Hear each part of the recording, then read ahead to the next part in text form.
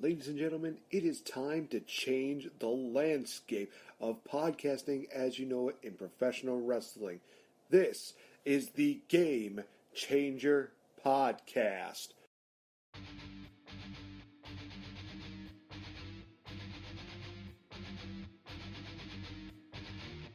Featuring the greatest asset to come out of Canada, the legendary Mr. Fretz. The best there is, the best there was, and the best ever will be. I love myself. There's something so condescending to the champ to get out of my ring. They think they got the answers.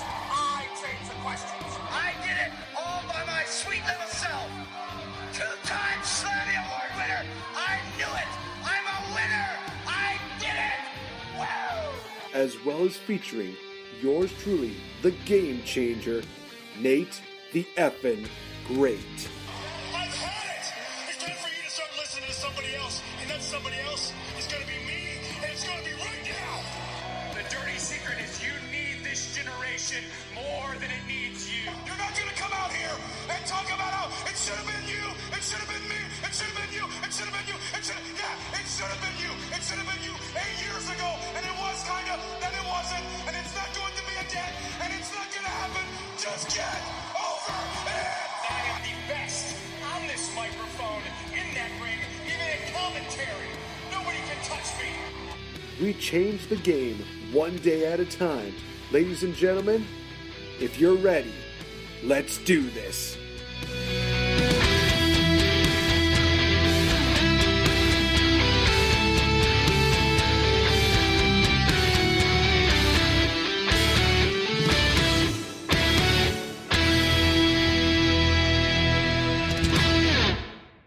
The following contest is scheduled for one fall. Please welcome Mr. Fretz.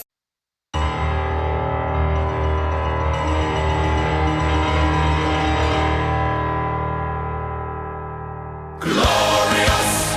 No, I won't give in. I won't give in till I'm victorious. And I will defend. I will defend.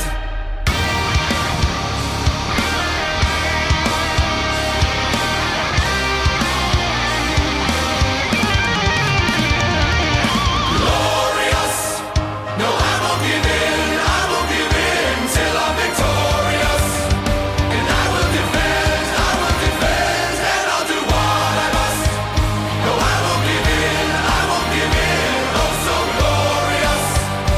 Until the end. Until the end.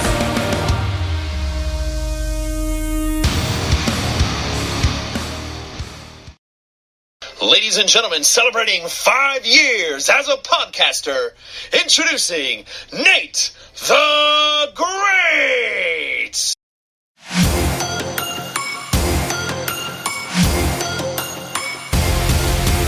One and only.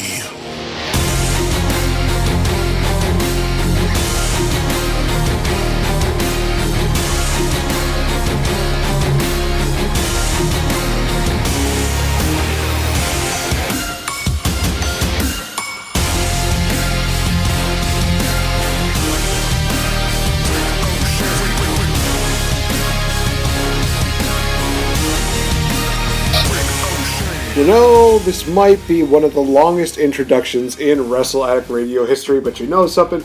It's for a good cause. It's for a good reason. Welcome, ladies and gentlemen, to the final installment of the Game Changer Podcast on Wrestle Addict Radio. I'm indeed your host, the champ that will continue to run the camp, even when I'm gone, that being NateFNGreat. I'm being joined here by the one, the only, somebody who I've been fortunate enough to have as a co-host for over a year, and hopefully beyond that. He is the one, the only, the best there is, the best there was of Fretzlemania. He is Mr. Wayne Gretzky, Mr. Fretz. Yeah, just as I break out the Wayne Gretzky whiskey, and the great one himself also has beer, so Nate, I'm breaking them both out for you, and in typical Fretz fashion, I spill a tiny bit as the head bubbles to the surface. That's what she said. Blah, blah. Okay, I'm not going to get into the thank yous and the crying quite yet, but Nate, my good brother, my good friend, thank you. Cheers. We'll get to the thank yous again later, but, oh, man. What one more run. Let's go. Hells yeah. Guys, we're going to be having an action-packed show in which we will be talking about Hell in the Cell itself, a little bit about wrestling this, of course, week, as well as talking about, well, a little bit of, I call it discrimination. Just have to wait and see what that segment's all about. But before we get into that, I thought it would be only fair by starting off with a bit of a cameo of sorts. So if you don't mind, Mr. Fretz, I think you might actually really enjoy this one. So by all means, take it away, Lisa. Nate, the NateFNGreat. What is happening? Thank you for getting a cameo and supporting me. I really appreciate it. And I had a blast doing your interview. So much fun. And thank you for just supporting SoCal Val, Mickey James, myself on God TV and everything, you know. You're amazing, by the way. So, yeah, I'm looking forward to us getting out of this quarantine and going back to Comic-Cons and visiting the UK and everything like that and get back on the road. But anyways, thank you so much from your Widow's Peak freak to you, Nate the Freak. I don't know. That didn't make sense. As soon as she said that last part, I was literally just dying of laughter. And then I thought to myself, you know what? I think that's going to need to be a thing between me and Lisa from now on. That's just literally, anytime I see her, she's going to just refer to me as Nate the freaking great. She's the only one that gets to do that. Anybody who calls me that owes her royalties. That is my declaration. And here is a royalty freaking great. Yeah, there you go. Hey, Lisa, Victoria, you're awesome, by the way. So shout out to you there. I'll give you that royalty. I'll get a Victoria T-shirt or something there, or maybe a match-used kendo stick when you kicked Trish Stratus's ass at Survivor Series, of which you and I reviewed. We did review that. Oh my god! There we go. That was a classic. That was a year ago. I was going through some of my old notes, and I found some of the shows that we reviewed. Halloween Havoc, 97, Ray versus Eddie, man. But yeah, shout out to Lisa. Thank you very much for that lovely cameo. You're a lovely lady. And that interview was batshit crazy, and I loved it. You just sat back like, well, I can just sit back here now and just do nothing. Exactly. And trust me, guys, we're going to talk about some of the great game-changing moments that took place on the show throughout the episode. Yeah, that was still, by all means, one of my favorite shows to do, because like you said, I was literally just like a moderator that just sat there, let Melina, Val, and Lisa just talk, and I just love how there just comes a point where Lisa's just like, wait, this is not even our show, this is his show, why isn't he talking? And I'm just letting this kind of unfurl, and like I said, it's one of those situations where you just think to yourself, you're not going to get this kind of chemistry if I ask these kind of generic questions, so let the thing flow, and you'll probably hear some great stories out of Melina and Lisa, where it's just one of those things where it's like, I never would have asked that, but I'm glad we're getting to know about this story right here on this show. So good. Yeah, that was fantastic stuff. I want to hear more of them with you, so you know what? Hit it up. I think there will come a day where we will make that happen. I just need to find the right time, the right place. Maybe shoot for the one and only WrestleMania, but we'll see. I've been trying to get Lisa, at least on the show, for the longest of times. She's a hard one to get a hold of, but you know something? Maybe it'll work a lot better once we get everything back in motion. Who knows? Maybe we'll have a crossover between the Game Teacher podcast and God TV. Wouldn't that be a thing? I love that. So let's talk a little bit about this past Sunday. Hell in the Cell, which had no right to be as good as it was. Let's just state that for the fact. The Hell in the Cell physique has been resurrected. Oh my god. This was honestly a terrific show, even if there was a couple matches that were kind of slosh. Still good. But I think we'll talk mainly about the three main attractions of this event, which were the three Hell in the Cell matches. We kick off with Roman Reigns and Jey Uso for the Universal title in an I Quit match. Literally, oh my God. How is it that these two literally went from just being family members to being one of the best rivalries of 2020, dude? It's because they're family. Like, this is something that they would have been playing in the backyard when they were kids, when they were playing wrestlers. It's like, okay, you Oos, we in the cage, and blah, blah, blah. But this, I don't think Hell in the Cell was necessary for it, but I thought it added to the I Quit thing. And just everything about this match. You had the acting. I mean, yeah, last week on AEW, Chris Jericho got a Tony nomination. Roman Reigns should get a friggin' Oscar nomination for him just turning on the waterworks just like that. And then, like, oh, I'm sorry. And I'm there, I'm like, no, he's not sorry. He's sorry for what he's about to do because he knew he was going in that dark place. I was watching Paul Heyman throughout most of this match, and Paul Heyman was just like, what have I gotten myself into? And even dating back, it's just like, and here's the tribal chief. I don't want you to call me that. I don't want you to call me that because Jay won't acknowledge me as the tribal chief, and Paul's just taken aback. The dynamic is so different for him and Roman than him and Brock. It's amazing, but once he grabbed that Jimmy, gosh, man, which one are you? When he grabbed Jimmy and the guillotine, and then you had Jay reach it out. That was that friggin' DIY revival moment from NXT Toronto 2016, which you texted me about this week. You're welcome. It was awesome seeing that match again. That's for a later time. But so good. God. But that had all the emotions, and I'm glad that it opened the show instead of closing. Like, I personally would have loved to see Bayley close the show, but this had all the and it was a 45-minute match, and at the end of it, I'm like, that was 45 minutes? Look at the clock. Holy shnikes. It flew by for two guys, and then later a third.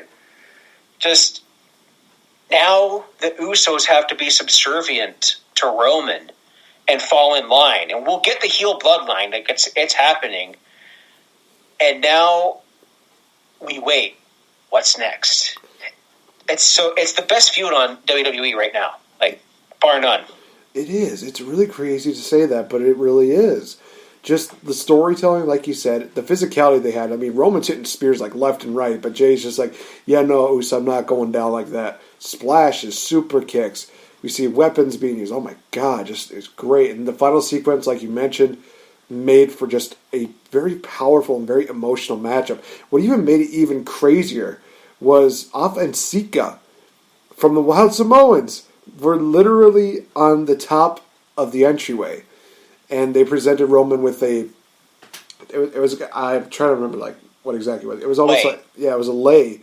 Basically, they mentioned the fact that this was basically their way of basically saying, yeah, he's the tribal chief. Just literally one of those things where it's like, oh my God, they're adding tradition to this now? This is even better than before. Holy shit. Because you had Peter Maivia. I think if I look at the family tree, like Peter Maivia, well, he was called High Chief Peter Maivia. Then when he passed on, it would have been Alpha or Sika. And to see Sika, Roman's dad, by the way, to see him out there doing this was so interesting. And now that, Alpha, Rikishi's dad, Rikishi's next on the list, and this makes me wish 3 Minute Warning were still alive. Like Rosie, Roman's older brother, and Jamal, Uncle Eki, Umaga. Like, have you seen the Jimmy J whatever Uso Chronicle? I need to, because that looked really good. Must see, especially when you have this feud in mind. It's amazing. But I'm still leaning towards this going to The Rock at Mania, but I'm echoing what everyone's been saying. Like Hultaholic said this, like Rant said this, I think Kings of the Ring said this, that you beat The Rock at Mania, but it's like Brock John Cena from SummerSlam. You beat the shit out of him. Although at the same time, we're getting into Miz territory here, which, if you thought Slack's hatred of Charlotte was anger, that's me and the Miz. Times 11. I've always hated the Miz. I hate he's the Money in the Bank winner, but how great would it be if somehow The Rock would be the Universal Champion and the Miz cashes in on The Rock 10 years after that disastrous WrestleMania 27 main event? It's not happening. Like, Roman Reigns, if he faces The Rock, is going to Brock Lesnar, Randy Orton him and bust him open and kill him, while Paul Heyman, like, trembles in fear. But, man, that's fantasy booking territory. That's the one shot of whiskey talking here, so I'm getting another one ready. It's totally fine, because we could definitely be just fantasy booking and shit like this all the live long day. But one thing that we were probably not expecting in a fantasy booking was the Hell in a Cell match between Bayley and Sasha Banks. Honestly, Sasha and Becky were basically the bar setter when it came to the women's Hell in a Cell matchup. This matchup, in my opinion, definitely took it to that next level, because everything that Bayley and Sasha did just was above and beyond what I was expecting. Seeing Bayley just getting thrown into the cell, Sasha getting catapulted into the kendo sticks, all the crazy spots that were just involved in this matchup really showcased that these two women can go, and if given the right time, given the right set of circumstances, they can create something that will just absolutely create for a fantastic, fantastic matchup. And in the end, the historic reign of Bayley was ended by one Sasha Banks. And to be honest, this was one of those things where I said, it's like, I would have preferred her to have that WrestleMania moment, but at the same time, she's earned this, she deserves it, I'm not going to take it away from her. She definitely deserves a spot, and hopefully they can give Sasha Banks a proper title run. I'm absolutely with you on the timing of this. Yeah, I know that she got her neck pelmanized a few weeks ago. That's when, like, back then, I think I was saying, let's write her out, Sasha Banks off TV until the Women's Rumble. Number 30, it's boss time. But no, Hell in a Cell, good place for it. Bayley's Chronicle, by the way, wow, tears. But this one, like, this match, I think it outdid the other Hell in a Cell matches. Like, Sasha had a really good one with Becky and I think Charlotte. Yeah, she's faced all the horsewomen in Hell in a Cell, and I think this was the only one that she's won. And, you had all these great spots with the sunset flip bomb on the outside to the cage wall. Ouch. And they were channeling you remember the Usos New Day Hell in a Cell match? Oh, yeah.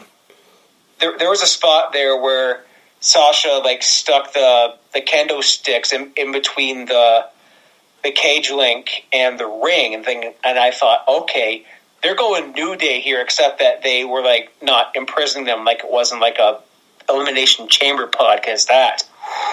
Oh, that's a match to look back on, my gosh. But all these wicked spots, that chair, the same chair that Bayley used was just a perfect storytelling piece throughout the whole match. It was outside of the ring, like, it's coming in somehow.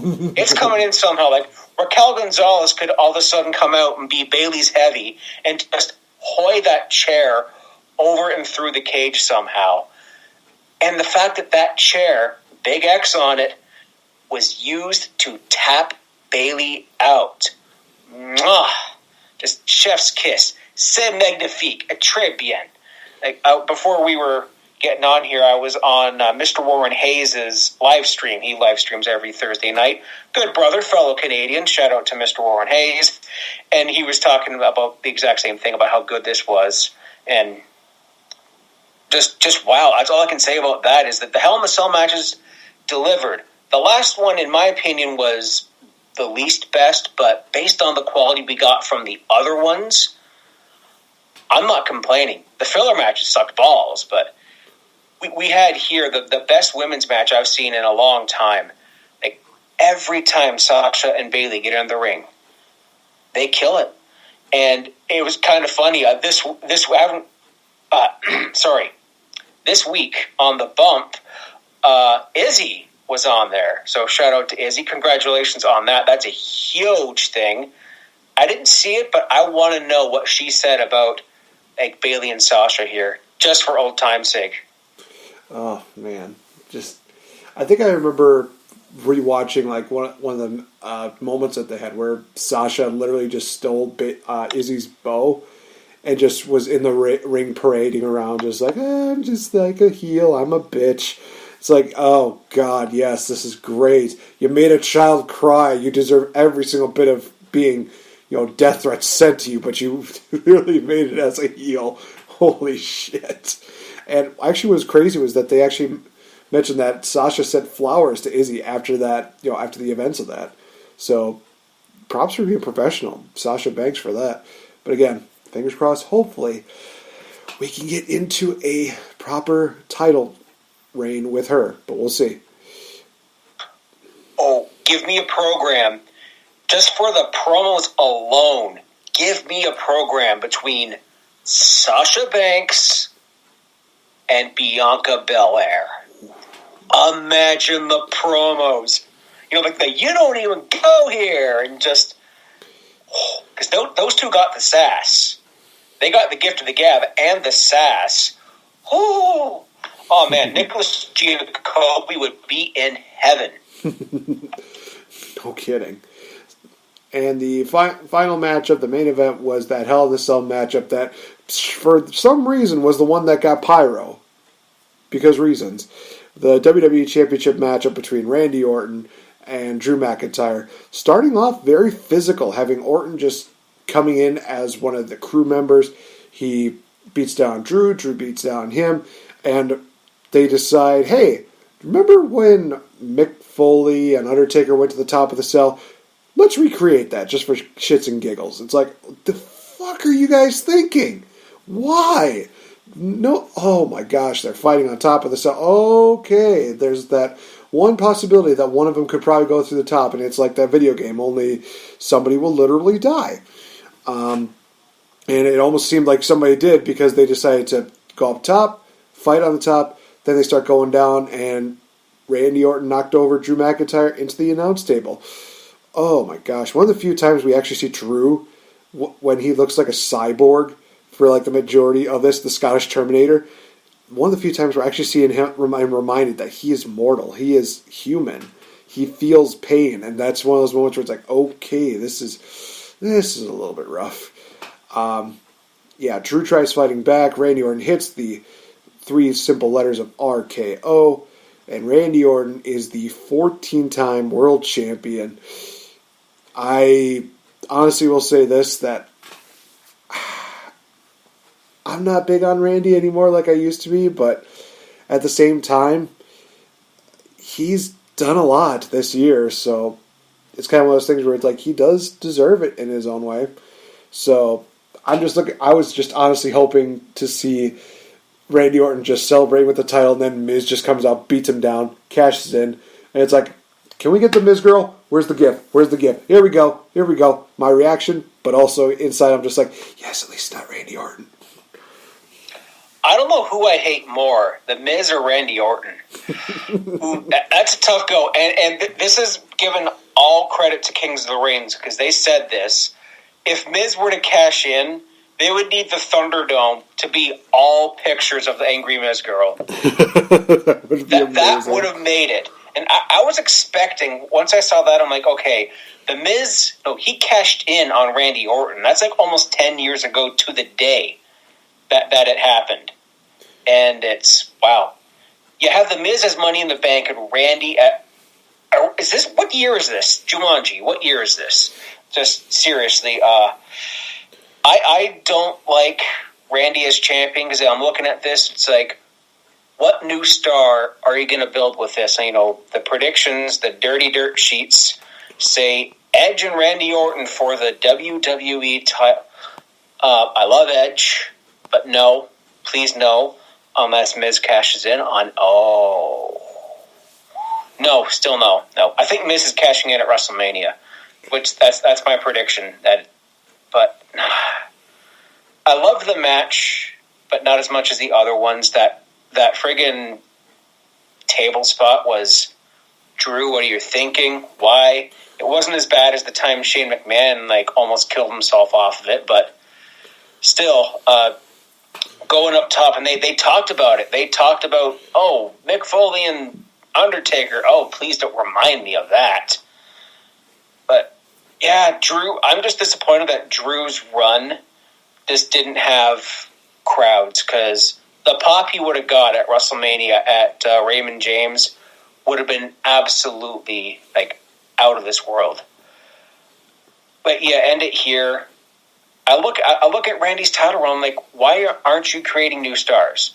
Why aren't you elevating guys like Keith Lee, like Elias, who else is on Raw that can get a rub? Who's Bobby Lashley? Hell, I will even say guys like Dijakovic. I'm not calling him Slapjack or whatever the shit his name is in that awful group. Ali. I'm looking at all these stars. You can elevate these guys, but don't go the obvious route of Orton Edge. Please. Create a new star with this title reign. I hate Randy Orton. I hate The Miz.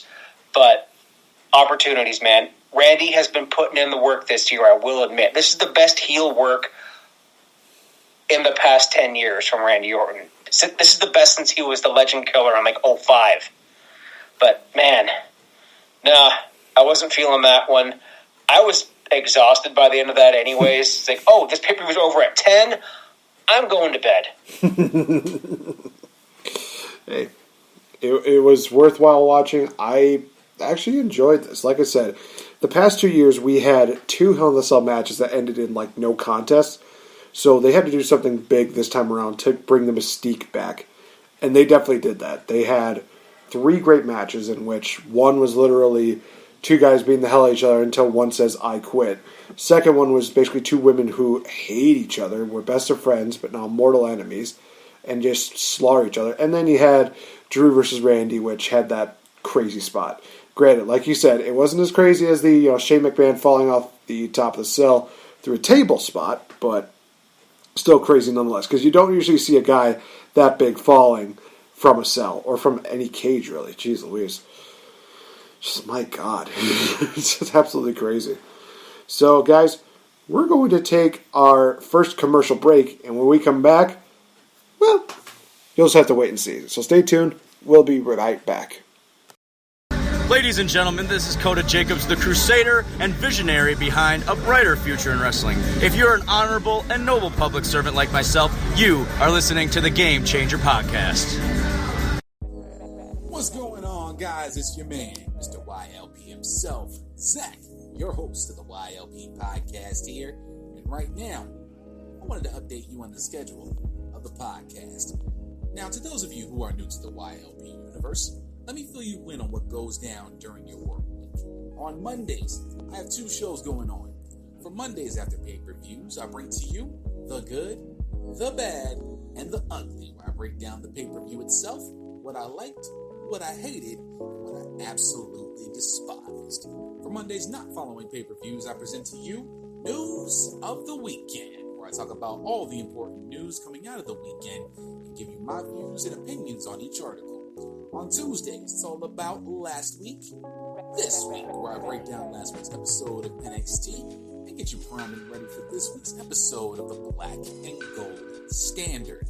Finally, to complete your work week and kick off the weekend in proper YLP fashion, we light the fuse and break down that Wednesday's episode of AEW Dynamite and discuss any news and notes that come out of that week's episode. And that, ladies and gentlemen, is your primer for the week of the YLP Podcast. Enjoy the rest of your day, your night, your afternoon, and your evening. And I'll see you guys on the next episode of the YLP Podcast right here on Wrestle Addict Radio.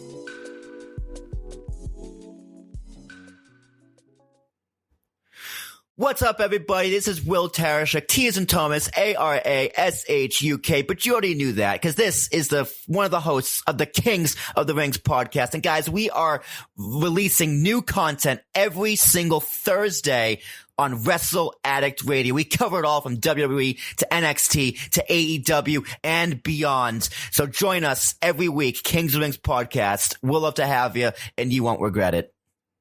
Deuces. T-shirts and V-necks and sweatshirts and stickers, hoodies and tote bags and socks, blankets and pillows and onesies for babies, face masks, fanny packs, mugs, from YLP, Willie T, and King Ricky Rose, plus Kate Murphy, the HBIC, Mr. Fretz and Nate, and don't forget our delightful friend, the one and only Mance, 'cause we are war with the Teespring store, please give our merch a chance. Welcome back, ladies and gentlemen, to this edition of the Game Changer Podcast, the final chapter on Wrestle Addict Radio. I am NateFNGreat, joined here by Mr. Fretz. You'll definitely notice that the Game Changer Podcast, unfortunately, does not have the merchandise on Wrestle Addict Radio, but I am going to be working on merchandise, and actually a little bit of new merchandise I could probably guarantee that you guys will get a chance to see come December. I can tell you this right now, that it's something that you're going to wear on your body, whether it's here or here. You can't really see what I'm doing, but I realized halfway through, I'm like, wait a minute, what am I doing here? I'm doing like the title belt thing here, but I don't know if that just gave it away, but whatever. So this is something that is crazy, because before we went to commercial, we talked about the final matchup between Drew McIntyre and Randy Orton, and after that took place, one thing that took place on Monday was that I got a notification that Randy Orton was going to be on a Moment with Bliss, and literally I thought to myself, dude, I literally messaged Fretz, and I was like, dude, Orton's going to be here, he never forgets, and I'm just like, dude, Fiend versus Orton, let's go! I was super pumped for it. But before we get into that, we definitely want to talk a little bit about what our friends had to say at the Rand Foundation. Shout out to them, who had a great live show this past week. They're not too keen on the idea that people were possibly putting up the idea of, the Fiend versus Randy Orton. Yeah, I can understand why, because around WrestleMania 33 time, we did have that atrocious series of matches between them. We had the match at Mania, which turned into a literal slideshow, which Drew Gulak would have definitely been crying in a corner somewhere. And we had that House of Horrors matchup, which was just, oh God. It made me think to myself, wow, Scary Movie 5 doesn't seem like a bad movie anymore. Oh, I mean, that made The Room look like The Godfather, that match did. If you want a good House of Horrors match, watch NXT Halloween Havoc, because I was having so much fun during that whole show. A lot of people were like, ooh, it's stupid, silly. Wrestling's supposed to be silly. That's the point of wrestling. So when you can, I have to quote and thank Tom Campbell for this, Cultaholic's Tom Campbell, a paladin of positivity such as yourself. I see a lot of you and Tom Campbell comparisons here, but he was like, yeah, if you could take that veil off of wrestling's supposed to be silly bollocks, then you'll have fun with this. So good. But those matches, anew. I was actually in the Thunderdome from main event all the way until Raw Talk, but by the time Raw Talk stuck around, I'm like, yeah, I went to bed. I tapped out. If I can be real, it's been a heavy week on my end. Monday, I went to a burial for a family friend. He's someone in the community here, like a good friend of mine's dad. And then I found out, I won't divulge his information, although it's out there, but an old friend from back in my hometown is my age, stage 4 cancer. Jeez.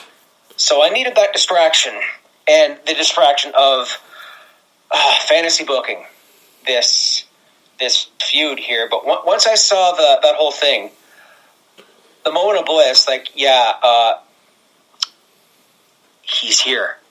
Let him in, and whatever else thing. And the fact that Alexa Bliss, she's just sitting there, You could tell she was in a trance, that she was being controlled. She was acting almost childlike, in a sense. And I looked at, like, for one thing, she became 9,000% hotter when she had, like, the heel across her head and then her eyes just... excuse me a moment. But... I will say this, that Firefly Funhouse deal where Bliss was involved in that, oh my god, that was literally one of those things where, like, this could possibly be the darkest, nope, it is the darkest episode of Firefly Funhouse, all thanks to Alexa Bliss, because freaking Rambling Rabbit dies again, this time by freaking tea and arsenic. Oh my god, just, that was great. Okay, this is when I could pull off my, if you haven't seen this movie or read this book, for the love of God, do it. This is when I broke out Arsenic and Old Lace. This is a book from the 40s and a movie from like the 50s, and it's really entertaining. It's so freaking good. I look at that like, yeah, and sure enough, John Ritland on YouTube, Arsenic and Old Brace was the title of his Raw review. A little bit more shouty and a bit more angry. He's a bit of a...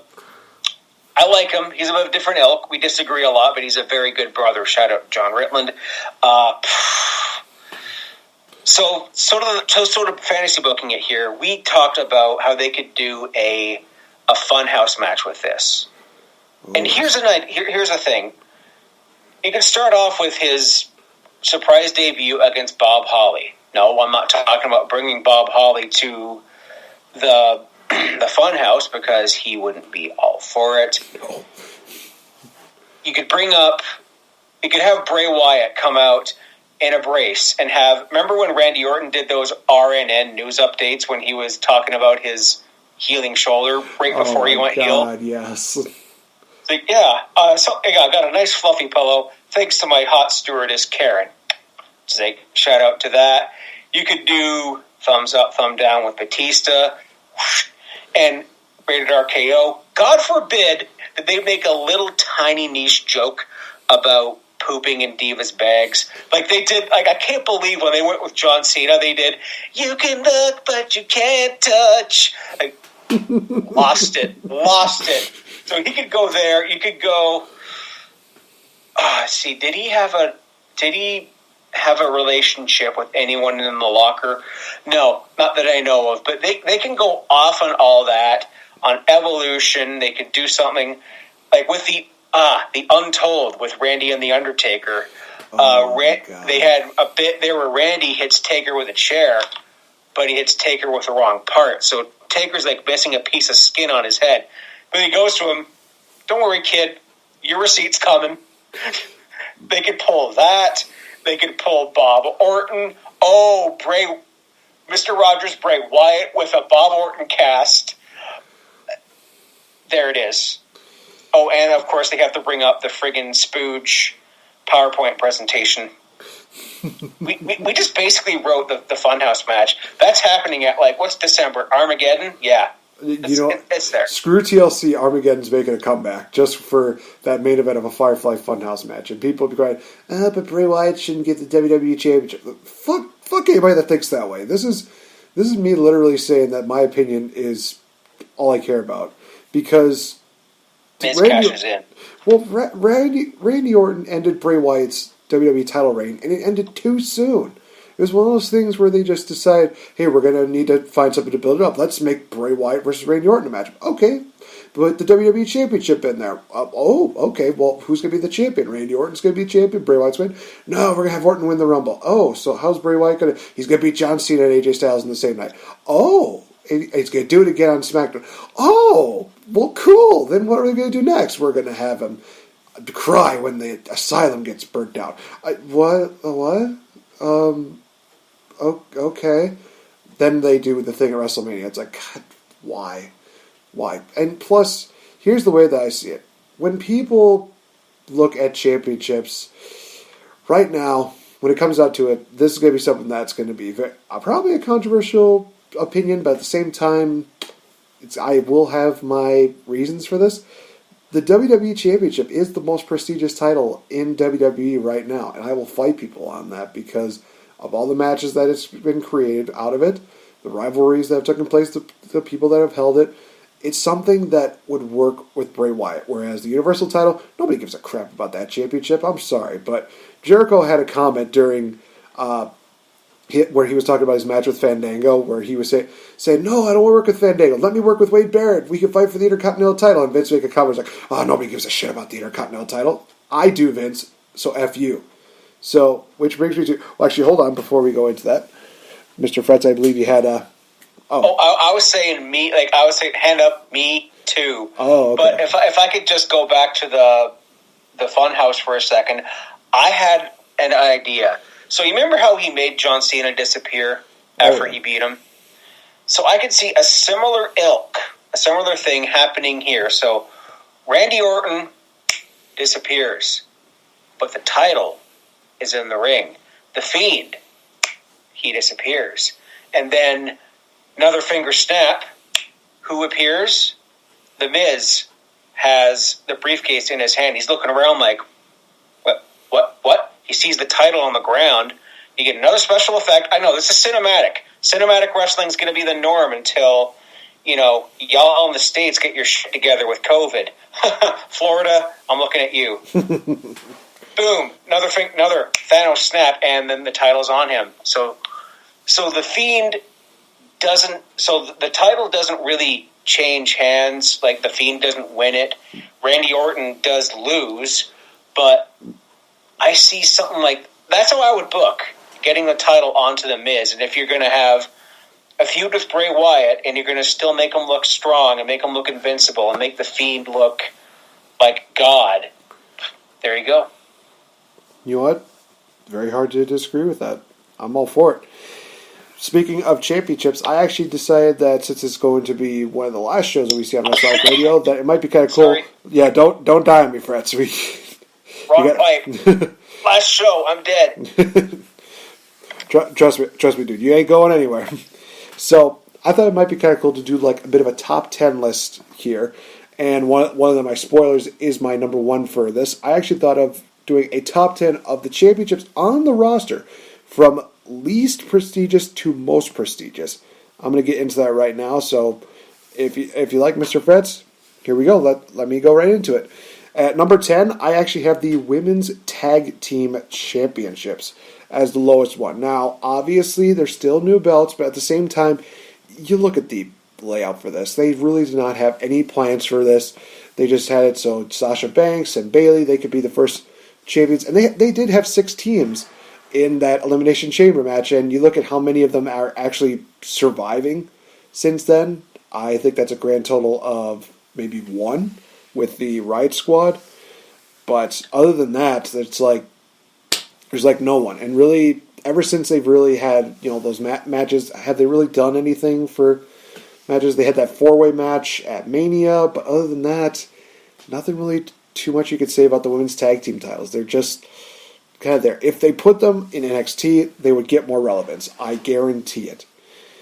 And it also says... Are they going to? Wasn't the point of this to be in NXT? Because you can get... There are teams in NXT. You can get friggin' Robert Stone. Does he have any clients left? Where the hell is Robert Stone? I don't know. I thought he was with Dakota Kai and Aaliyah for a while, but I forget now. And, I will also mention this statistic. Ever since their inception, they've had 6 title changes for those tag titles. So, not too much. In a year? Yeah. So, wait. Okay, we had Boston Hugs, the Iconics, Alexa and Nikki, and then the Boston Hugs again. No, you forgot the Kabuki Warriors. The Kabuki Warriors. Oh, how could I forget? Oh, I'm not going to start talking in Japanese here. Nope. Put the beer down, Fretz. Switch to the water. Putting it down. All right, we go on to the number 9, and should not be too much of a surprise to anybody. It's the 24/7 championships. So ever since it's been created, it's not really been a championship that's been taken very seriously. Honestly, the highlight of this title was literally R-Truth and Drake Maverick. Ever since then, it's just been downhill since then. R-Truth has been doing everything to make that championship as relevant as he can. Props to you, R-Truth, but at the same time, it's just not working, man. I'm sorry. Something needs to happen to that championship because it's already giving my freaking city of Green Bay embarrassing deal. We're just hiding ourselves in the ground right now just because we don't want to be associated with that. And we've had 114 title changes ever since its inception. Jesus, just no. I want to know how many title changes that the hardcore title had in, was it 4, 5, 6 years in its run? Then 114, and R-Truth is like 47, 42 time check. Green Bay, you guys are fine. The Packers are leading the NFC, for goodness sakes. You're fine. But go Chiefs. Damn it. Yeah, that friggin' title. I want that title. Just say hypothetically, we're all at a WrestleMania. Like you, me, Rant, Wrestle Addict Radio, we're all there. And we trade that title back and forth throughout the whole event, but we treat it like a real thing. Like they were going to. Like, oh yeah, we're going to film this. Jinder Mahal is going to get pinned on an airplane. He's going to go and win the title in the middle of a football field. What happened to WWE's YouTube with this? I could fantasy book the crap out of this, but it's going to require a little bit more alcohol and time, which I don't have. Fair enough. At number 8, this is going to be a shocker. I think a lot of people are going to be pissed at me for this one, but it's my opinion. I actually have the United States Championship. In all honesty, the U.S. title has just been kind of there for the time being. I really cannot say that there's been that many rivalries or even championship matchups where I was like, oh man, the U.S. title is going to be absolutely great and blah, blah. Just, it's tanked. It really has. It's been so long. I think, honestly, it's been a lot. I can't believe I've said this, that I've really missed the John Cena Open Challenge deal because literally he made that championship so prestigious. He made it something that everybody should fight for, that they'll earn it when they beat him. But nobody's really had that kind of feel since then. It's just kind of been there, and it's like, oh, this is on Andrade now. This is on Apollo Crews. Oh, okay. We're just going to put it on Bobby Lashley. Oh, okay. I just don't care. It's just a kind of like a kind of deal. And ever since 2016, since the whole entire the original draft, I guess we could say, took place, the championship changed 27 times. So that's saying quite a bit about that title. But at the same time, it probably speaks volumes about how much people care about that championship. Vince says nobody gives a crap about the Intercontinental title. They care less about the U.S. title. I wish there's two things. I wish that they would either unify the singles titles and unify the tag titles, because clearly the WWE doesn't give a flying fuck about tag teams right now. Heavy Machinery, the Iconics. Who else has been broken up? I can't remember, but we're in this COVID area. We could deal with unifying some titles, at least temporarily, until we get crowds. Yeah, NXT is allowing a couple of fans in there. I know insiders who were there, I'll tell you off air, but they could deal with unifying these titles, at least temporarily. The brand split isn't really a thing if you're all performing in the same bloody arena. Like, that's why NXT is not at Survivor Series this year. I love the United States title. Like, the look of it, the new title looks really clean, especially on Bobby. But that's another division, that's another title that could deal with building new stars. They're doing a bit of it, but it's not getting proper coverage and respect. I hope Ali wins the title from Bobby. I would love that, because Ali would get a bit of a push. And dear God, Retribution, just don't. No. I'm going to... Nope. Not even going to handle it. At number 7, I've got the Raw Tag Team titles, because honestly, I've really looked at the Tag Team titles as a whole since 2016. The only people that really kind of given that, championship kind of prestige was when it was started off as the New Day, before they did that with, splitting off the titles. They had some good stuff to kind of start. They had, the Hardy Boys and the Bar. They had some great stuff going there. Ambrose and Rollins put on some good matches. Plus, you had that one moment where Ambrose and Rollins won the tag team titles, and that same night, Ambrose turned on Rollins. So that was one of those things where I could not overlook it. Problem is that, again, those titles are about as relevant as you can imagine them being. Just they've been suffering on that Raw tag team division. They've done absolutely nothing with those tag team titles. It just has been trashy. Now, hopefully, Kofi and Xavier can add some more prestige to it. But as it stands right now, those tag team titles are hurt majorly. They became the number 2 tag team titles, which, trust me, when we get to number 1, should not shock anybody. Yeah, and it doesn't do any favors that the Viking Raiders are both injured. I think they're on SmackDown, but still, the tag team division is barren. I know there is rumor and innuendo about the Forgotten Sons coming back. A lot of people hate him because Jackson Riker is a big Trumper.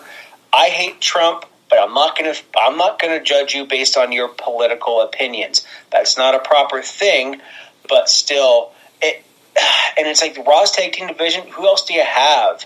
Who is the New Day feuding with? Other than, dear God, not Retribution. It always goes back to fucking Retribution. But yeah, it's the Bar, the Hardy Boys. Like the Bar and the New Day, that feud was fire. Where is that?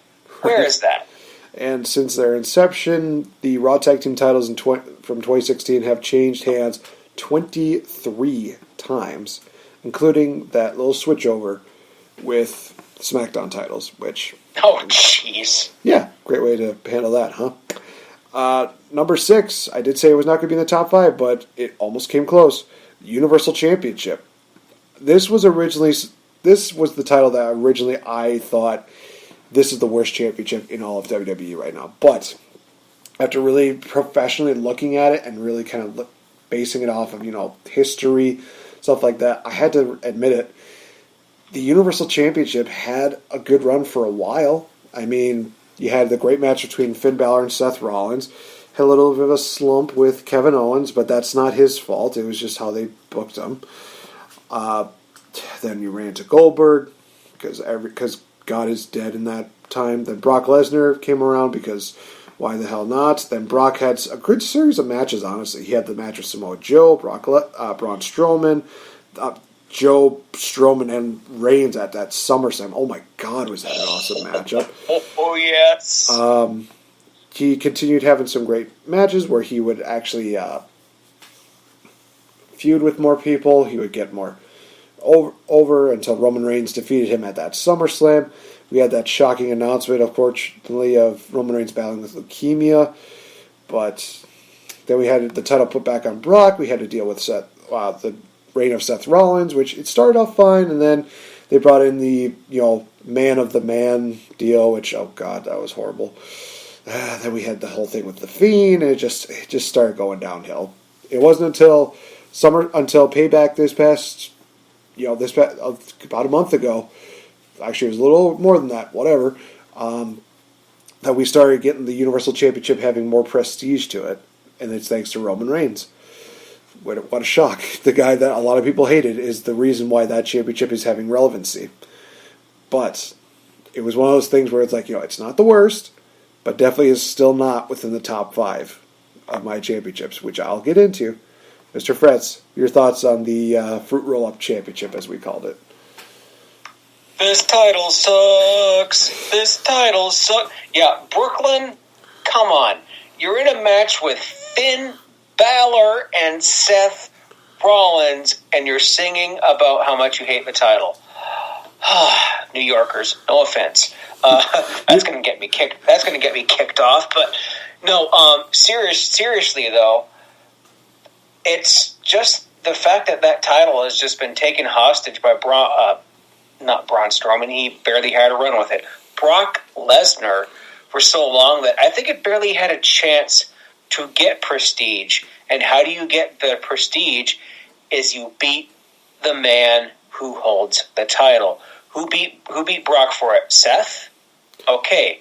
He's the Kingslayer, the Beast Slayer, the Friday Night Messiah, Monday, whatever you want to call him.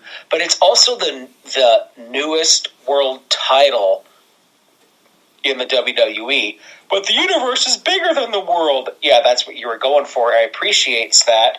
And that's what I appreciate about you, WWE. If you get that reference, you're my best friend. But I'm looking at Big Goldie up on my wall up here to my right above Elias, Kenny Omega, the Nasty Boys, and actors from Clerks. One of my favorite movies. I think they still could have kept that, because if they didn't do that unification bullshit in 2013, you would have had a guy like Damian Sandow as world champion, because he had the briefcase. Yeah, I'm with you on Universal. It's just because of the brand split. It's convenient. Like, I think they still should have kept Big Gold. Maybe they could have modified it. Maybe they could have modified how they did it, and maybe not F around with the brand split, take 3, and it's in like they did in the past. But yeah, I'm not feeling it. But yeah, the title, it's conveniently blue for SmackDown. It's conveniently red for Raw with a giant W. Why can't you make it unique like you did with your past championships? The Intercontinental title, the new design, I hate it, but it's unique. The new U.S. title, I love it. It's unique. Why can't you do that with your tag team titles? Why can't you do that with the women's titles and the world titles? You have to make them unique and make them stand out. And to me, that's what loses prestige for titles. Like the appearance of it, not just the lineage, because Universal title doesn't have a lineage. United States title has a lineage dating back to Harley Race, Ric Flair, Junkyard Dog, Dustin Rhodes, Steve Austin. Should we go on? But, yikes. Yep, and with its inaugurance, it had changed hands a total of 11 times. That's neither here nor there. Anyway, so Dave. so we are at to the top 5. At number 5, I actually have the SmackDown Women's Championship. Now, some people might be surprised about that, because a certain title run that took place in there was where I probably reached the darkest point of my life when it came to professional wrestling, and that was because of one FABULOU. Yes! God, FABULOUS, yes. That diamond on my neck. I don't know. Yes, I don't know how many times I've told this story, but I feel like I need to tell it for one more time for time's sake. I was so pissed when we got Carmella versus Asuka and the return of James Ellsworth at Money in the Bank in Chicago that I literally, after Carmella beat Asuka 1, 2, 3, I thought to myself, fuck this. I started leaving, and my friends were like, is he seriously going? Oh shit, he's actually walking out. My friend Rob had to catch up with me. He's like, dude, it's okay. I'm just like, you know what? It's fine. I'm just gonna go get some. I'm gonna get something to drink. I'm gonna use the restroom, and then I'll be back. As soon as I come back, my friends are just like, are you okay? Okay, it's like, I think I'm fine. Just a little pissed off of what just happened. I mean, the rest of the night was okay. Although we also did get Roman versus Jinder, but somehow that made me less angry than that matchup. Despite that dark hole that I was in, I looked at the SmackDown Women's Championship as a title that actually had a little bit of prestige to it more than Universal title, because this was a championship that not only helped really, further the career of people like Naomi, Natalya. I mean, it helped Charlotte was even progressed more into this. But one person in particular who definitely made that title more prestigious and who actually changed who she was when she won that championship was one Becky Lynch. The first champion, but also the champion that people really gave a damn about. I mean, a lot of people were talking about Evolution this week. Do we have to go back and watch that last woman standing matchup between Becky Lynch and Charlotte Flair? Do we have to argue the fact that that was match of the year? I don't think so. That matchup was amazing. Anybody who thinks otherwise can suck it. So there's that. Also, that championship, along with its counterpart, main evented WrestleMania 35, which I was there. It was great. It was awesome. I don't care what anybody says. Even though that finish was botched, I don't care. It was great. Also, we also got a character change out of one Bayley, a.k.a. I like to call her Karen because she is one. That, having her feud with Sasha at Hell in the Cell, cemented that. So for anybody that thinks that the SmackDown Women's Championship is lower than the counterpart, okay, on this list it definitely does show that. But it is one of those championships that really, in my opinion, helped develop more characters, create greater rivalries, had some great historical moments, and really has earned its spot at the top 5. Yeah, well, I was just reminded of that Carmella bit. Yeah, in my mind, that's like, I know the championship was always really good, but I started paying real attention when Carmella held it. I was watching that pay-per-view live, and I was losing my mind when James Ellsworth. You know what's funny? I think that was the pay-per-view after I went on Kings of the Rings for the first time, which is kind of ironic given how things turned out. It's like that how it's going, how it turned out, how it's going meme. But yeah, and when you said developing characters, there's one character that did develop early in the SmackDown Women's run, and that was Carmella. I mean, she was wildly unpopular. Phil Cataldo's favorite wrestler. I was loving it because everyone's hating it. I love loving on what people hate, except for Retribution, because screw them. It's like I'm a heel guy, and when James Ellsworth not only helped Carmella win the match and then win the rematch, because Daniel Bryan's like, hey, you know what? We're having a Money in the Bank match, and there's Ellsworth again, and he comes back in the friggin' Oscar mask. But that division, I think now has the chance to be huge, because you have Bayley, Sasha, you have Bianca Belair, you have the other, Peyton Royce, you have Billie Kay, you have some talent on SmackDown, and if you can build around that, like Carmella's there again, she's of course getting the Emelina kind of gimmick, but that has the chance of having some great lineage. And it already does, because you have all the horsewomen have had the title, Asuka's had the title, Carmella had a historic run with it, and Becky Lynch. I mean, Becky Lynch had the run of her career when she was the first champion, and then when she was chasing again. Big time fan of that. Ever since its inception in 2016, it actually has had 16 title changes. Whew, baby. Now, how does that compare to its predecessor? At number 4 is the Raw Women's Championship. One of the reasons why this championship is in the top 5 is because this is the title that ended the Divas division. Fight me, everyone. This championship was something that was to behold. It was presented to us by the one and only Alita. Competing for it was Charlotte, Becky, and Sasha Banks at WrestleMania 32, yep. And they killed that night. They did a great job. Charlotte was a great heel. Sasha was a great foil. They had those back and forth deals. That title made history in the first ever women's Hell in the Cell, the Falls Count Anywhere match, the Iron Women's match. You had so much that went with that championship. And the fact of the matter was that when Ronda Rousey won it, it added more prestige because she was literally taking everybody down. She also took down the one and only person who created, arguably, the Divas division, Nikki Bella, which honestly was happy day for me. Probably not so much for Aunt. Sorry, Aunt. Love you. But that was the one time I was just super happy. We see them main eventing with that championship, and Becky Lynch. She may have had an up and down roller coaster with the title in her 1+ year run, but she still did her best to make sure that she could make it as prestigious as possible.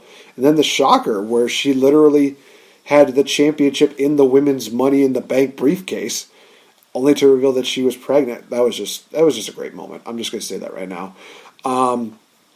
But the prestige of that championship definitely has been kind of fluxing, but also was still relevant for the most part, because you look at some of the other people that held the championship. Alexa Bliss, who had some of the best segments on Raw. No, not the Bayley This Is Your Life, because that was rough to watch. But anytime that she was in the ring and the fans were doing just the whole, what deal, she just found a way to just think on her feet and just be like, bam, I got a punchline for you. Bam, you're not going to beat me. No, I'm going to outsmart you. Just absolutely great. The whole thing with Nia Jax was not so much, but I digress. Like I said, you had Ronda, you had Charlotte, you had Sasha, you had Bliss, you had Becky. All those women definitely gave that title so much prestige. With 17 title changes, this is a championship that earned its spot here, because not only did it just basically took a dump on the Divas championship run, but it also created for a lot of great stars as well as great moments in the women's history over the last 5 years. And it's still creating stars today. And God forbid I say her name, but man, Lana. I mean, no. I didn't mind the Nia Jax thing, because that was they're trying to the be a star, the no body shame, and as a fat fellow myself, I appreciated it a little bit, but then immediately she was back to being a heel. That for Nia, that didn't make any sense. But the one reign that really made me pay attention was Ronda Rousey, especially the lead up to WrestleMania, which you didn't have to go so damn convoluted with it with Becky Lynch, and then she's in, she's not. It's only her versus Charlotte. Oh no, now you're going to face them in a triple threat. You didn't have to make it so fucking convoluted, and that that match. My goodness, I was watching WrestleMania at home, drunkenly jealous of all of my War friends and Rant Foundation friends and Game Changer friends who were there. So by the end of that show, I was extremely intoxicated. And I'm like, is this still going on? I can only imagine what Nate's going through right now, was what I was thinking at that time. But the reign that Ronnie had, she plowed through everybody. And I'm like, okay. It's like, remember when we did Make Darren Young Great Again? Well, no. Let's make this title great. Not again, because when it split off from the Butterfly Championship and the days of Kelly Kelly and Lay Cool are over, Stephanie McMahon, who created women's wrestling, by the way, my goodness, they added that prestige. The Raw and SmackDown women's titles, in my mind, they're still up there. I mean, Asuka's had the belt since Money in the Bank, and I don't know who is on Raw that can legitimately beat her for the title. And I swear to God, if it's Lana, I'm going to drink a bottle of hot sauce. I mean, they do have Shayna Baszler and Nia Jax, just saying. Oh, good. Never mind. Shayna, who should have won the title at Mania. Yeah, no, I agree with that. But we digress. At number 3, we have the SmackDown Tag Team titles.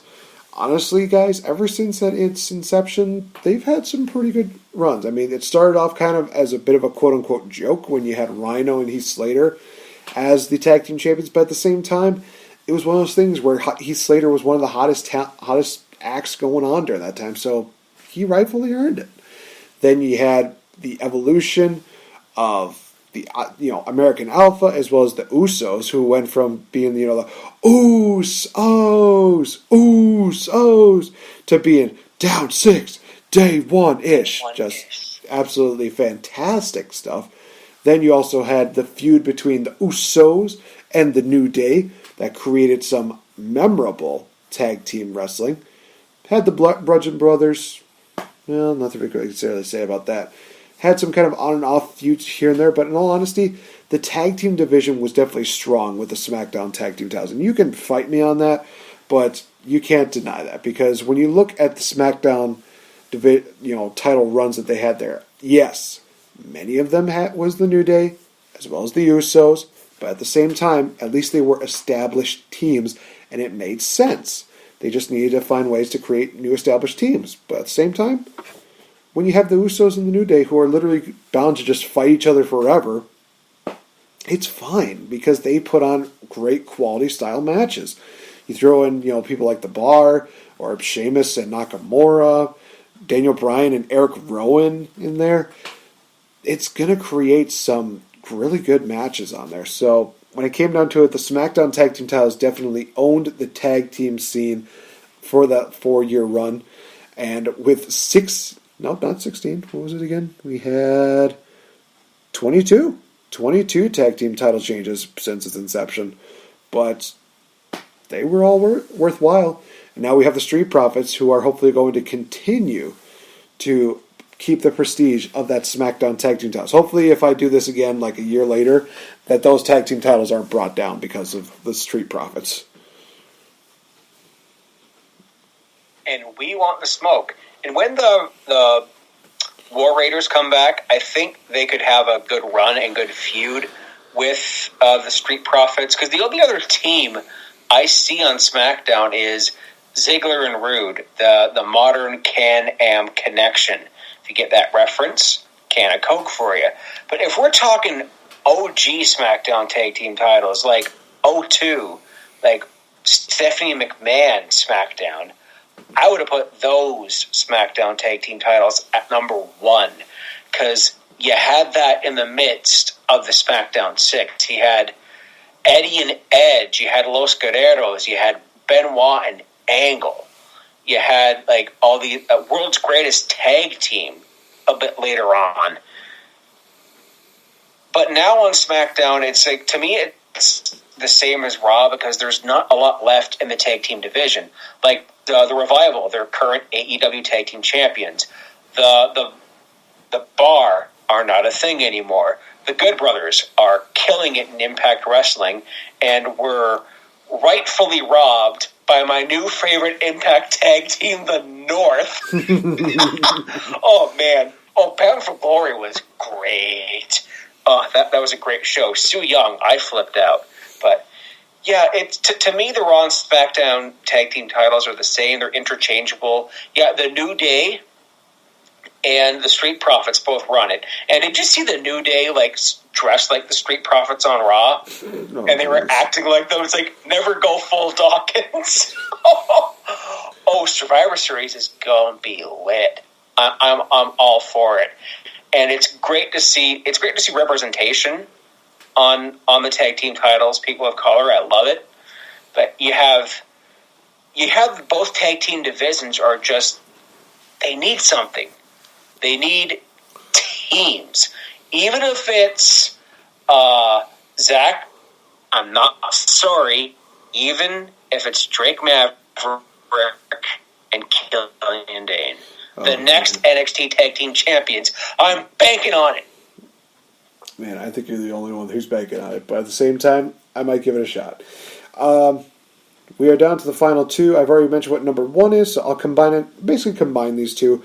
So at number 2, it's the Intercontinental Championship with 20 title changes, guys. This was a championship that honestly was very hard to contest with, because you look at everything that took place ever since 2016. I mean, right off the bat, you had The Miz literally dropping one of his best promos on Daniel Bryan, following that up with a feud with Dolph Ziggler that had Dolph Ziggler say that his career is worth that championship. That matchup was just absolutely great. Dolph Ziggler won. They changed the titles too soon, but at the same time, whatever. We still got an absolutely great classic out of that. The Miz did everything he could to bring prestige to that title, even when feuding with Dean Ambrose. Then we saw him win the title back, and we see him battling Roman. Roman Reigns found a way to continue making that championship so strong and just absolutely great. We got the whole deal with Seth Rollins, where he won the title, and he did the whole open challenge deal, making that championship even more prestige. It's one of those championships that, for me, is still absolutely wonderful. It's a championship that literally says, hey, we want to groom this guy to be the next generation, to be that next leader of the locker room. This is exactly what we want to see in a champion. And even with nowadays, you have to remember, we had Sami Zayn as Intercontinental Champion. I mean, granted, we also had Braun Strowman as champion, but nobody really talks about that because reasons. Sami Zayn won the title, got wrongfully stripped of it. They had that tournament. Then Sami Zayn eventually won the title back. Because why the hell not? It's Sami Zayn. He's freaking amazing. He's literally like the Care Bear of WWE. Fight me on that again. So it just is so prestigious, and it was hard to contest it, but the only other title that could was the WWE Championships, with only 11 title changes since 2016. This championship is still one of those titles that I look back at with fond memories because of AJ Styles, because of Daniel Bryan. This was the title that got Kofi Kingston recognized as a main event level player. And also Drew McIntyre getting his run in that deal. We had so much good shit with this, you guys. It's just amazing when you can kind of look back on it and think to yourself, wow, how much time has that been, and how much has that championship been overlooked? Because there was a time where literally it was a fight between the Intercontinental title and the WWE title. Which one should main event, the pay-per-view? I think that was at Extreme Rules, where basically it was Rusev versus AJ Styles and Seth Rollins versus Dolph Ziggler in that Iron Man match. Which championship should have main evented? It turned out to be, the Intercontinental title. Hey, great that the IC title finally got to main event for the first time in a long-ass time. But also, the WWE Championship was one of those championships that a lot of people really enjoyed watching. Because of the feuds, because of the stars who owned it, who made it prestigious, absolutely phenomenal. So, that is my list for that. Whew. That took a lot of time, but at the same time, it was worth it. They say the Intercontinental is the workhorse title. And when I look back on people who have been champions before they were the WWE champion, so let's look at 91, Bret Hart, 92, Shawn Michaels, 93 through most of 94, also Shawn Michaels, because he was on the cusp of that title reign. Razor Ramon, who at that time had a record-breaking 4-time champion. And if you look at the modern era, who has been a title champion to be there? Seth Rollins. The Miz. I may hate The Miz with a burning, passionate rage. Even I could admit that he made that title great. Make Darren Young great, Intercontinental title great again. And The Miz did that, because for a little while, we had Barrett and Cody Rhodes. It just didn't have the same gravitas. It should. Well, also because I think Cody Rhodes should have, had a better run in the WWE. He should have been a World Heavyweight Champion, in my mind. Of course, now in AEW, he can't contend for that title because of MJF. And ironically enough, a year later at Full Gear this year, the Young Bucks put that same stipulation on the line, which I think is funny. But going back to this, it's the workhorse title, the Intercontinental. And if I look at the current crop of wrestlers who are in that division, Sami Zayn, NXT champion, he could be a world champion. He's a little bit around my age, so he could still have that run. The WWE title, I mean, it has the most lineage out of all of them. You're going back to the 60s. This is Capital Wrestling, Buddy Rogers. It establishes you got there. The Intercontinental title is that peak. It is that on your way up the mountain. WWE title is that peak. Is that, yeah. It took him way too long to get there, but he got there. Bray Wyatt took him way too long, but he got there. That title means that they believe in you. And yes, I'm even putting Jinder Mahal in there because I love this title reign. I loved it because people hated it. And because Jinder's a fellow Canadian, I have to, by law, cheer for my fellow Canadians. Despite the fact he beat Nakamura 3 times in a row. Nah, I wasn't feeling that. But yeah, my favorite title of all those is the Intercontinental because, as I said, it's that workhorse title. You get those matches like Miz versus Ziggler, like Steamboat versus Savage, HBK versus Razor Ramon. And that ladder match with Sammy, Jeff Hardy, and AJ Styles, that's on my list for match of the year. Like, it was innovative, and it was great. Like, Sammy, after that match, oh my gosh, watch the 24 with him after that match. But an earring through the rung of the ladder. What the? It's in the Intercontinental title. It's innovative because it gave us the ladder match. It gave us that a match that gave the opportunity to the workhorses. WWE title, it speaks for itself. Hells yeah. Guys, we're going to take our final commercial break. When we come back, time for us to talk about some game-changing moments throughout the podcasting deal, as well as answer a fan question that was sent in to us. And it's time for me to discriminate. Might be the most controversial segment ever, but we'll see. So stay tuned, guys. We'll be back. I'm Wild. And I'm Randy Fitzsimmons, and this is the Game Changer Podcast. Pew, pew, pew. They say there are tons of wrestling podcasts out there, and you can definitely find one that fits you. Quite frankly, truer words have never been said.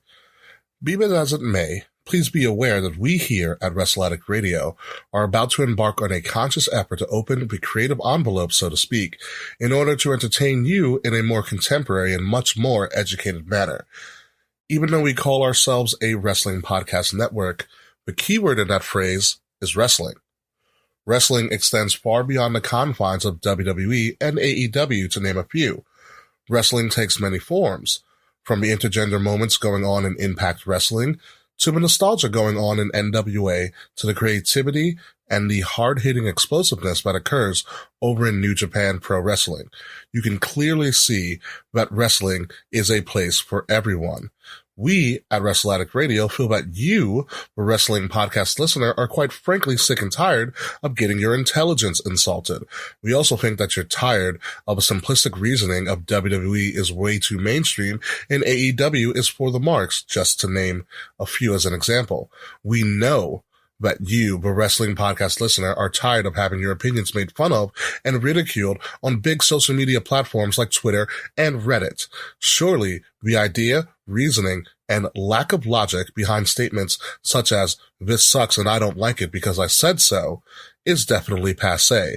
Therefore, we here at Wrestle Addict Radio have embarked on a far more innovative and contemporary creative campaign that is far more invigorating and extemporaneous than ever before.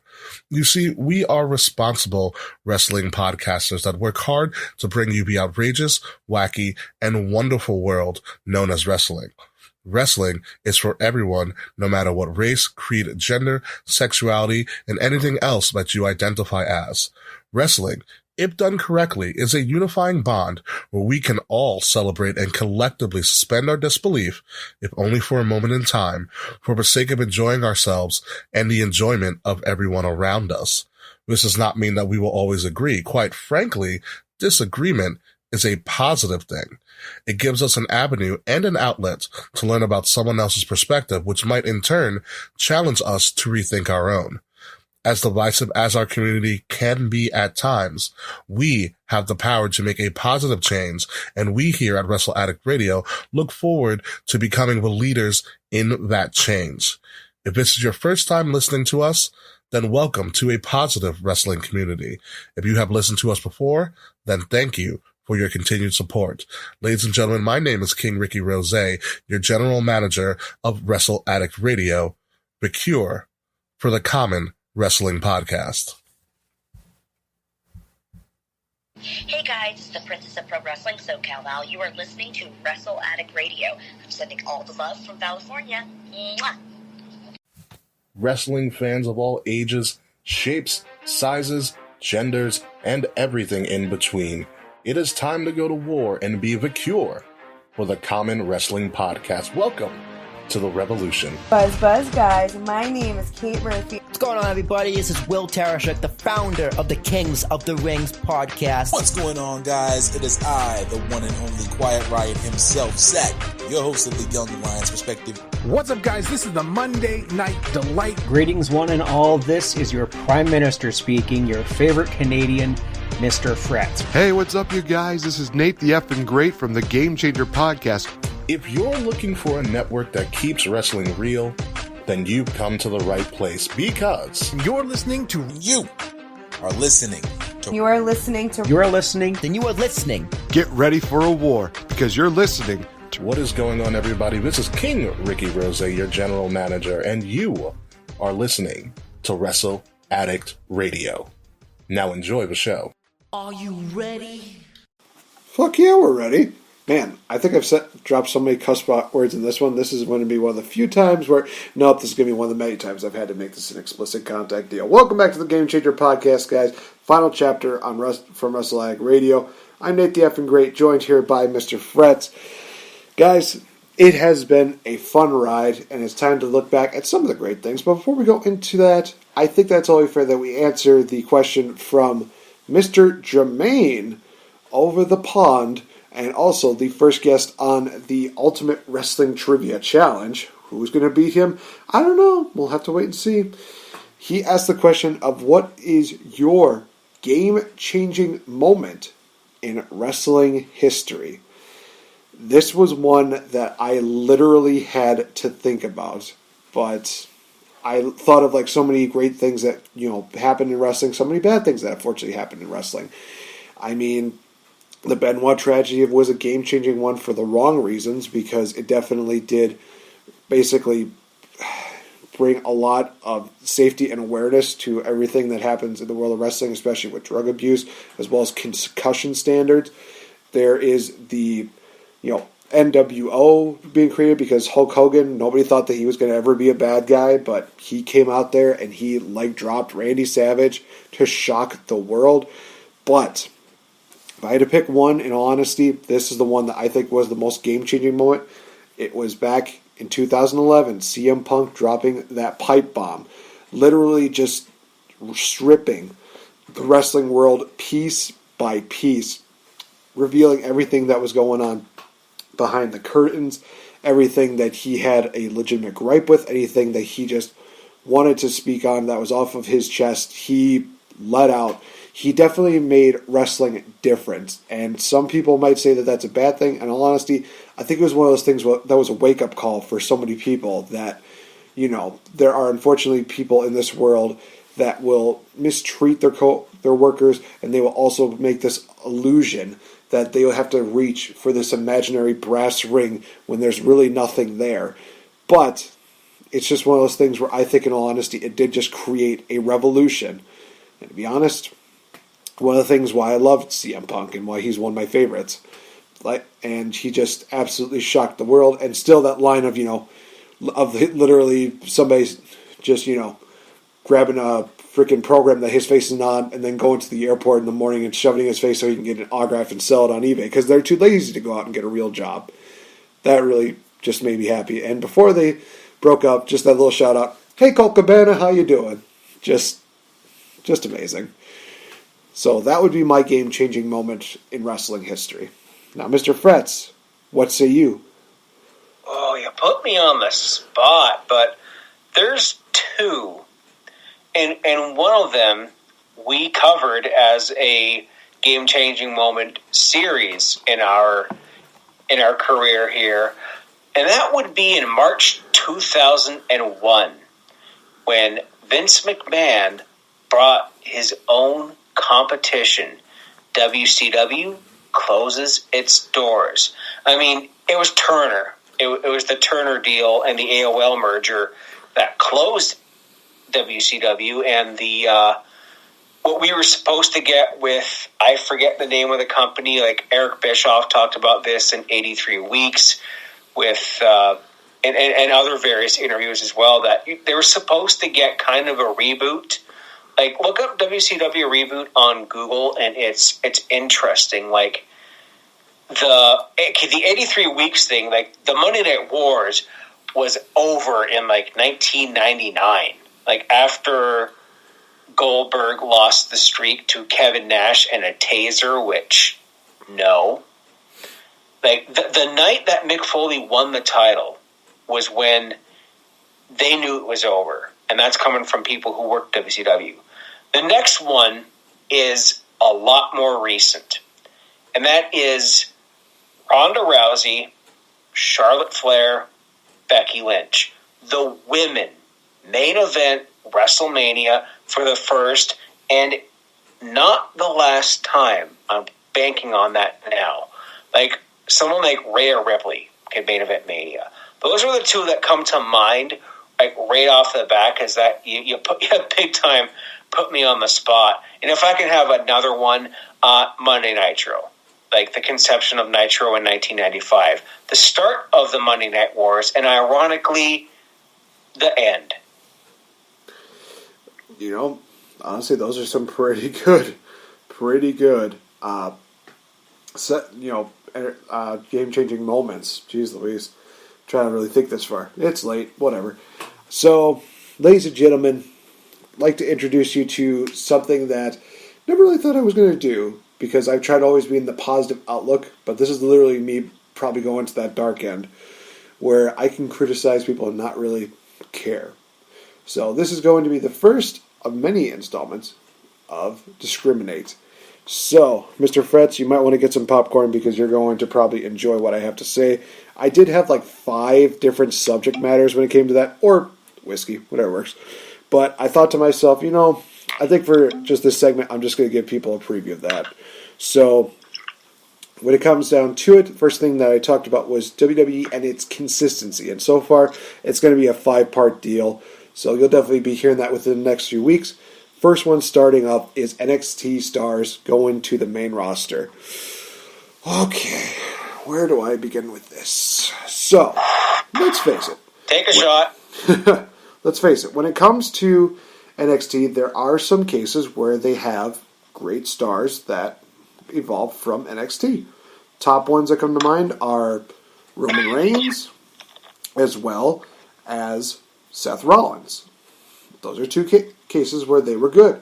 And to be honest, they were still, pretty good for the start of their careers, and even up to this point, they were still pretty good. There was not really too much of a dull moment, except for Roman basically getting shoved down our throats and Seth Rollins having to be the man of the man, whatever that means. So, what does that mean for everybody else? All right. Let's see here. You had Adrian Neville, the guy who could defy gravity, the guy that gravity forgot, puts on hellacious matches, puts on a showcase with Seth Rollins as the World Heavyweight Champion and John Cena as the United States Champion, and gets jack shit for all of his work except for being the dominant guy in the Cruiserweight division. Sure, that was great, but then you had him lose to Enzo Amore because fucking reasons. Now, with Sami Zayn, unfortunately, he got to be injury prone, so that was kind of one of those things where you can kind of understand why. Kevin Owens. Okay, this is a guy who literally came in like a house of fire, barely was in NXT for like a blink, then was on the main roster feuding with John Cena, had his first pay-per-view match, defeated John Cena there, and then you just kind of had him fall down the wayside for the longest time. This is a dude that can make money. This is a guy who is a proud Canadian. He can be a hilarious face. He can be an amazing heel. And you're doing jack shit with him because reasons. Okay, let's see here. What do we got here? Oh my god, the Ascension.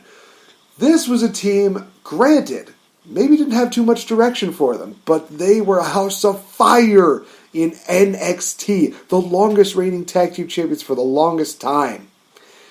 They were dominant. They were guys that you could use if you had the right pieces, just like you could with Authors of Pain, which is the same story because both of these teams were dominant forces, but then you made them into laughingstocks as soon as time went on because fuck everything. Tyler Breeze. This is a guy who had to reinvent himself to be almost like the next Shawn Michaels. He sang his own theme song. He became creative. He was one of those guys who did something great, and you had him just with your paired him with Summer Rae and feud with Dolph Ziggler for no reason. Just why? Why do you hate everything about it? Oh, then we get into the nitty gritty. Oh my lord.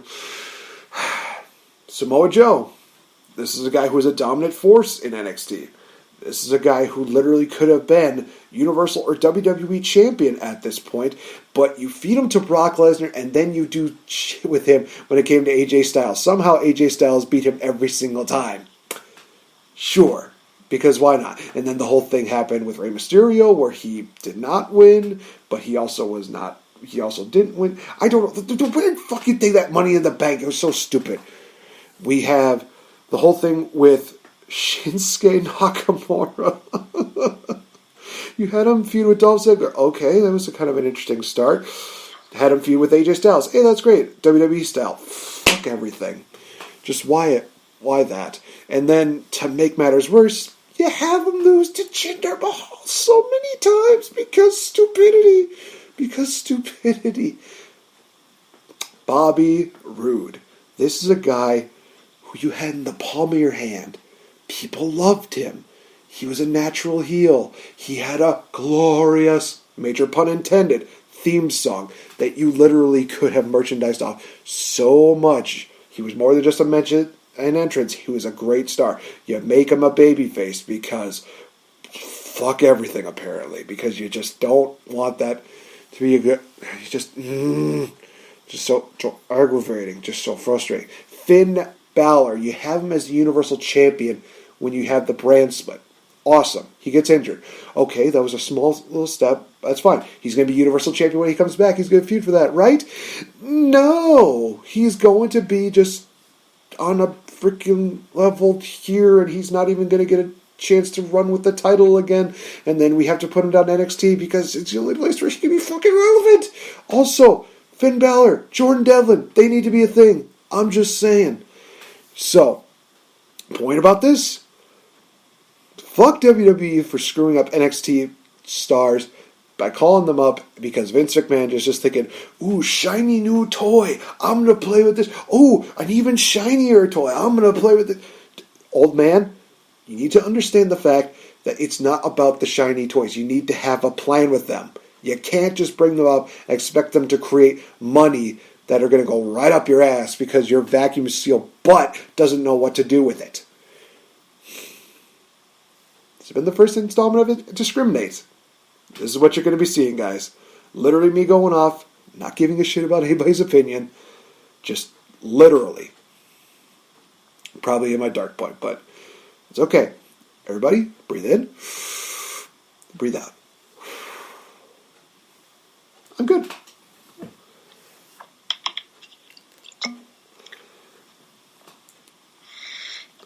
Where the heck has this Nate been for the past year and a half? Holy shit, dude.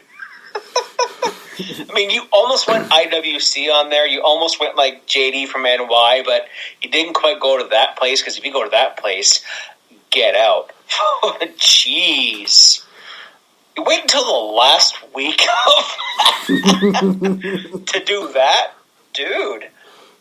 I'm looking forward to hearing more about that. Unfiltered Nate. Let's go. Oh yeah, trust me, there's going to be so much more when it comes down to that. It's going to be absolutely crazy. So hopefully I've created another great moment for Wrestle Addict Radio. Honestly, looking back at some of the great things that went through with this, this has been a really fun ride. From the first day that we literally were asked by Ricky, who, per request of Ant, to do this show on Wrestle Addict Radio, this was always just great. And one of the things that I definitely did was I made sure to go out of my way and tell Ant this, because it's one of those things where when you're given that endorsement, you don't want to make it seem like you're disrespecting the person who endorsed you for it. But I also knew that this was something that I had to do. He was more than understanding. It was great. Talked with Ricky about it. He is fine with it. So this is one of those things where, again, guys, this is nothing where I'm going to have any ill will against anybody at Wrestle Addict Radio. It's just something that I feel like I needed to do. But I also look back at 2019 was just an absolutely crazy but also wild event. I mean, I say event because it was that. 2019 was literally just the time where you get the chance to be a part of so many things. Got to be a part of WrestleMania. Got to be a part of the Rant Gala, the freaking fourth wall Taylorgate party, where you get to meet so many different people from that, and then basically go from that to being asked, hey, you want to be a part of Wrestle Addict Radio? Awesome. Get to work with my good buddy Fretz. We get to talk about whatever we want. We talked about game-changing moments. We talked about pay-per-view reviews. We got the chance to interview and also do shows with so many people. I mean, there was so many times where we were talking with guys like Vincent. Shout out to this dude because he is freaking amazing. He has so much great stories, so many good rib stories. Oh my god, just this dude crank calling as many wrestlers as he can, including Kurt Angle. Oh, dude, I'm surprised you have not suffered a broken ankle from that dude. Got the chance to do a show with Kate as well as Will, because there was a time where Ricky was feeling a little under the weather, and I thought, you know what? Let's do a Kings of Rings and Game Changer podcast crossover. It was a great show. It was fun.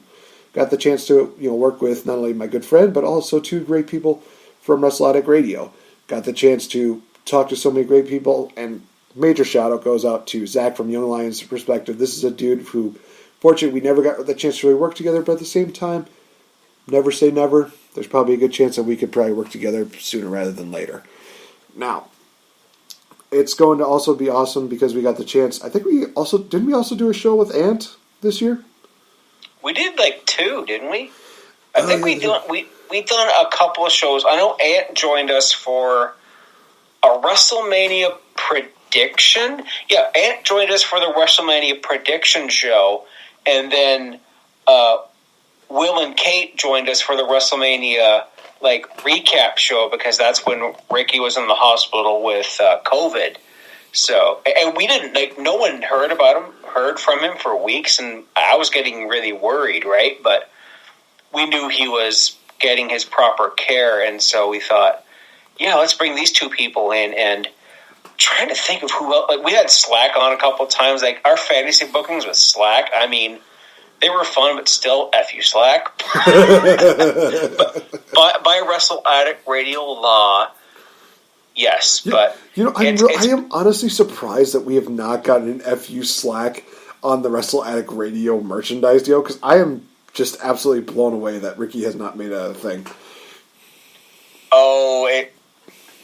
Well, he fired Slack as the intern, and Slack has been replaced by one of Kate's Animal Crossing residents, Freckles, a duck. Yeah.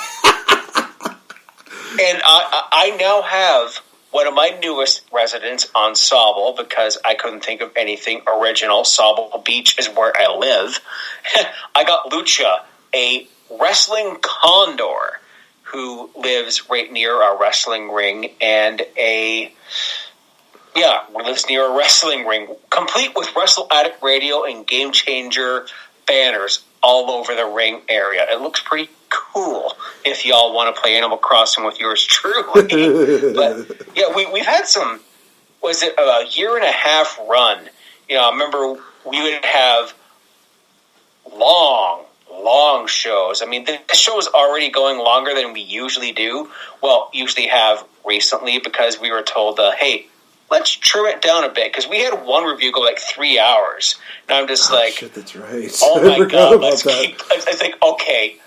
Even I was like, let's go, because these aren't Skype calls. These are catching up with a buddy, right? Oh, yeah. And that's something that we're going to do from, post-war. And although the cat's been out of the bag, I will just take this time first to say thank you. Thank you, Nate, for being a good brother, even before we started doing this. I mean, this has always been the highlight of my week. And I'm going to miss this, but we should still do... I mean, we don't even have to record. We can just hop on FaceTime and shoot the shit. I mean, talk about our nephews, right? And all that stuff. My nephew's about to... We need to do a show where it's just two uncles talking... Just two cool uncles. That's a segment we'll have to do now. Just be like, how what's it like having nephews? Well, one thing you can expect is, drool, poop, and crying. I didn't get any of that when my nephew and my niece were infants, because when it came time for diapers, I'm just like, here, Mom, there you go. But no, it was more like, okay, I'll take them kind of thing. But no, it's just an absolute highlight of the week, and the cat's been out of the bag, and I feel guilty for this, but you gave me the blessing, which was all the more reason to do it, and I also talked to Ant. Fretzelmania, the podcast that I started on Anchor.fm for shits and giggles, it's on Wrestle Addict Radio, taking this Saturday time slot, and I mean, thank you. I want to thank Ricky and Rant and all these people that made it possible. It's going to be weird recording without you. I have a guideline here about what I'm going to talk about next week, and a lot of it is what we've already talked about. So I might be playing a bit of broken telephone here. I'll blame the whiskey. I'm not going to drink when I record this, by the way. I'm not going to drink when I record Fretzelmania, just so you guys know, unless I have to talk about, like, The Miz winning the WWE title, then I'll chug the rest of this 26er here, which is 3/4 of the way, which is about halfway done. But, yeah, it's been a ride, and I can't believe that they asked Fretzelmania to be a part of it. But, you said it. If anyone could replace the Game Changer, it's Fretzelmania. So I'm here to take that banner, and I'm going to be bringing a little bit of the Game Changer into the Fretzelmania podcast from week to week. I'm just going to leave that there for the audience. You know what I mean, but I'm just going to leave that there for everyone else to figure out, because, yeah, this side hustle, this hobby is just... As I say, it's the highlight of my week, and I can't wait to... Every week with the Game Changer, I couldn't wait to record with you, and now I'm just like, well, I can't wait to talk to my Yeti microphone right here, but also to, all the listeners out there. And I'm going to let you all know, if you like Fretz's Fave 5 on Patreon, it's coming to the main roster. It's coming to Fretzelmania. It will be a weekly segment. So I am now invoking all of wrestling Twitter. If you have an idea, if you have a topic that you want me to, Adam Blompier, you want me to cover on the Fave 5, you can hit me up on my new Twitter handle, Fretzelmania. That's Fretzle Mania. And yeah, that's my attempt at a sappy thank you, Nate. You're great. You've become one of my best friends over this past year and a half. And hey, this ain't goodbye. This is goodbye from you on Wrestle Addict Radio. But to me, this is like, hey, we'll shoot the shit later. Right? Yeah, honestly, it has been absolutely crazy seeing how the friendship has been evolving since we literally met each other through Kings of the Rings, and it just kind of escalated from there. We just started doing random shows together. Then we were asked to do like a co-host deal together for about a year and a half, and now you get to showcase, Fretzelmania on the main roster that is Wrestle Addict Radio. I'm very proud of you, very happy to see that, man. It's going to be an awesome deal. I'm looking forward to seeing that. So, I'm sure there's still a lot of people that are kind of curious, what does this mean for the Game Changer podcast? Well, as I stated before, basically separating from Wrestle Addict Radio. So one of the things that I will definitely promote for them is going to be the fact that they still have a great Patreon, segment, which is going to feature a lot of great deals. So definitely check that out. And it's only $5, you guys. Definitely show your support to them. They also have great merchandise, which I'll definitely be working on that, hopefully within the next week, and maybe I can get something out for that. I am very proud to say that, the fact that I literally got some Game Changer merch out there, and the fact that one of the first ones, including the one that Mr. Fretz is wearing right now, it's great. One of the first, early ones was for Little Wolf Baby. Oh my gosh, that just melts my heart. Just every time seeing that, it just was great seeing that. Shout out to Kayla for being such a great supporter. Just thank you so much, Kayla. You definitely made my day with that. You made my year with that. Holy crap. Definitely. He's about to turn 1, by the way. Oh my gosh, that's crazy, man. My nephews are going to be 1 in about a month. This is just absolutely insane. David's turning 6, bro. Oh my god. He's in grade 1. So one of the things I'm definitely going to be doing is I'm going to be reaching out to other people that either I've worked with, in the past, or I've not gotten the chance to work with. So maybe I'll get a chance to talk with some people from Wrestle Addict Radio.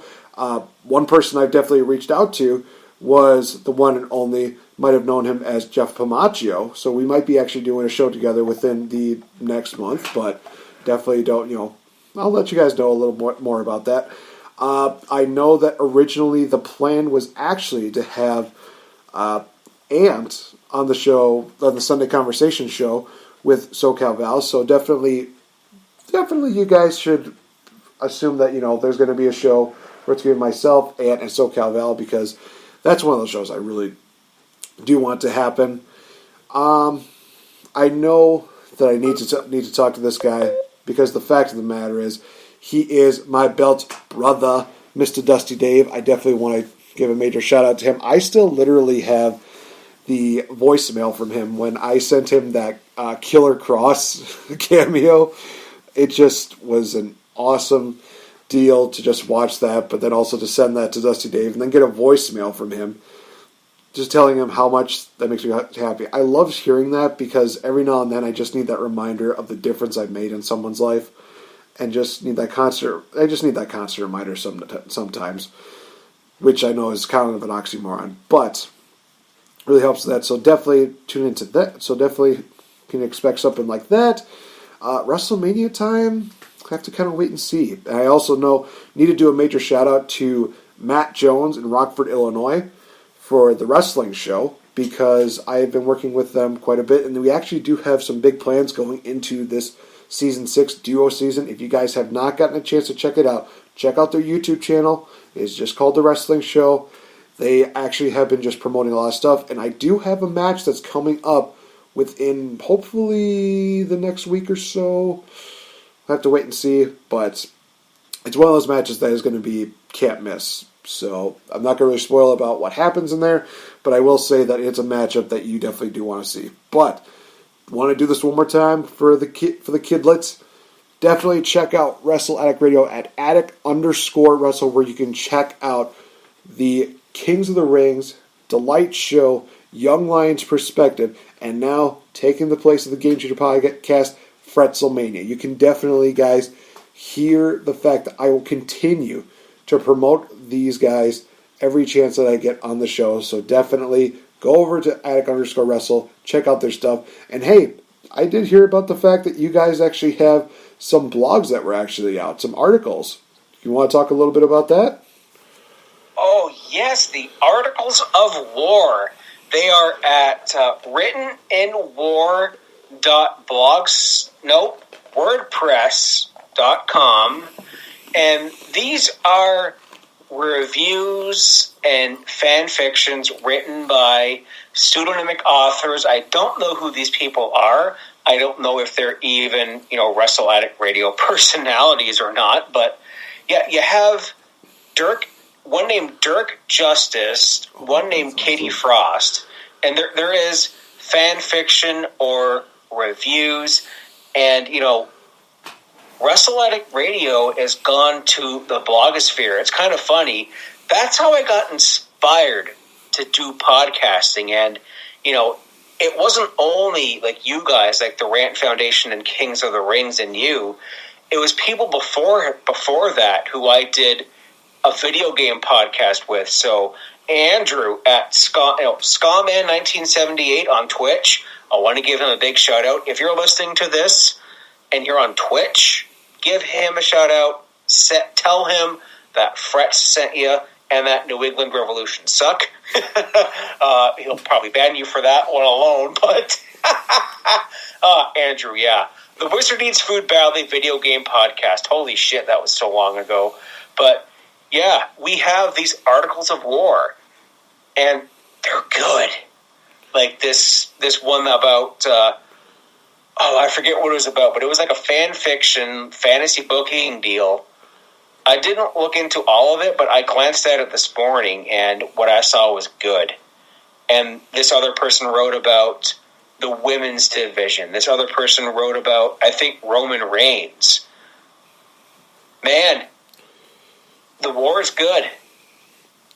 So if you like blogging, writteninwar.wordpress.com. Also, Patreons, you get the first look. So if you want another reason to join the Patreon, not only do you get... Oh, wait, no, the Fretz's Fave 5 is the weekly segment. You get the 20 Bell Salute, which is my pop culture and wrestling podcast. In November, you get to hear about the story of my first date and Survivor Series 2000, so there's something there. The movie I saw on my first date, which I told you, it's a good one. It's a doozy. And I don't know what else is going on there. Willie T's still doing Wrestle Wars, but there's some good shit. And a lot of it is the vlog, so join in. Definitely, you guys get a chance, join the war, join the revolution. So that is going to wrap it up for this final edition of the Game Changer Podcast, a part of Wrestle Addict Radio. You guys, starting next week, it's going to be a different format. It's going to be something different. But I will also try to make sure that you can check out so much great stuff from the Game Changer Podcast. But again, check out everybody over at Wrestle Addict Radio. It's absolutely phenomenal that you can find them on places like Anchor, Spotify, iTunes, and so much more, you guys. Definitely can check out the same thing for the Game Changer Podcast. And I'll definitely be looking to try and get an Anchor deal going on for us. We'll see. But until then, you guys, this has been Nate the NateFNGreat, going to be signing off on War for the final time. And Mr. Fretz, thank you so much. Best of luck to you guys. Fretzlemania is coming in 7 days. Thank you, Nate. This has been a Wrestle Addict Radio branded podcast.